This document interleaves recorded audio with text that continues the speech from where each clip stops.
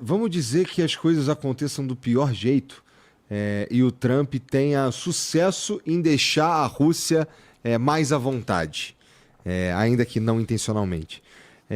4 anos dá tempo de fazer um estrago grandão? Dá, porque toda a premissa do Trump e o que ele falou isso repetidamente para o Zelensky, todos esses acordos que foram assinados e não foram cumpridos pela Rússia não foram comigo. Aí o Zelensky retrucou. E as pessoas não gostaram que ele retrucou. Ele retrucou e virou e falou assim, mas você estava no seu primeiro mandato aqui e a Rússia não estava cumprindo com os acordos anteriores. Claro que o Trump pode dizer, mas não fui eu que assinei o acordo. Mas ele era o presidente enquanto o Putin não cumpriu um acordo que tinha assinado. Mas tudo bem, vamos dizer que não foi ele que assinou o acordo. Todos esses ditadores, eles não têm o problema, eles pensam no que a gente chama de longue durée, na longa duração, porque eles não têm a troca de poder. Eles podem desenhar estratégias de longo prazo. Então, ele pode assinar um acordo com o Trump e falar assim, tá bom, daqui a 10 anos eu vou cumprir esse acordo de 4 anos e vai ficar feliz e eu vou criar mais divisão na sociedade americana porque aí daqui 4 anos eu ataco e aí o Trump vai dizer, ou a oposição vai dizer, viu, quando a gente estava lá não atacou, e vai criar mais divisão na sociedade, porque esse é o objetivo dele. Qual é a grande estratégia do Putin? Acabar com a unificação europeia. Ele quer fragmentar, separar a Europa dos Estados Unidos, separar a Ucrânia dos Estados Unidos, separar a Ucrânia da Europa, separar a Europa de si. Porque quanto mais você tiver que abalar cada um deles isoladamente, é muito mais fácil. É muito mais fácil ele intervir politicamente, de formas de informação na França, do que ele ter que lidar com um bloco inteiro. Entendeu? Então, o que ele quer é isso.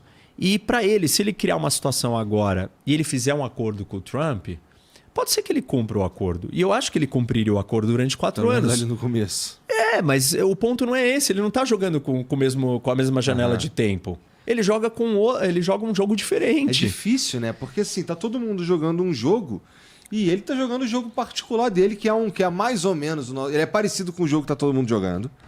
Usa o mesmo tabuleiro. Isso. Mas tem umas regras mais permissivas, né? Do Isso. caso... Ele sabe que o outro joga com alguma...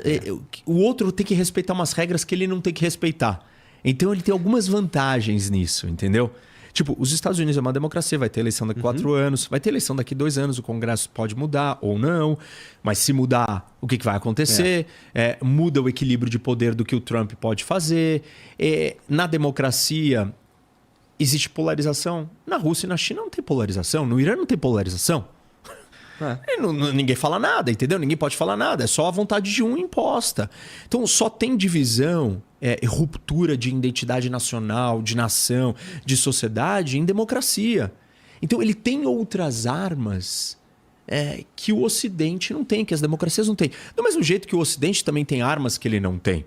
É muito mais difícil você mandar soldados para lutar em uma guerra porque você foi obrigado à força, do que você está lutando porque você acredita num ideal de um valor, como o Ocidente acredita em valores. Então, o moral das tropas, numa situação de combate, por isso que eu sempre digo, se a gente tiver realmente um confronto e o Ocidente não tiver completamente fragmentado, enlouquecido, polarizado, doente, se matando, eu acredito que o Ocidente ganharia em qualquer condição, porque em última instância, nós estaríamos lutando por algo que a gente acredita na nossa alma, entendeu?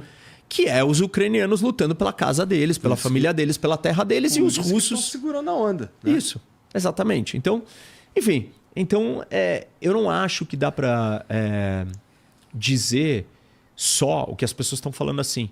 Não, mas o Trump percebeu que os Estados Unidos não pode encarar... Esse é um argumento dos trumpistas. O Trump percebeu que os Estados Unidos não podem enfrentar a Rússia e a China, então ele decidiu se aproximar deles. Vamos dar 3 passos para trás, porque assim, esse argumento ele não para de pé com o argumento que eles estão dizendo 1 minuto antes.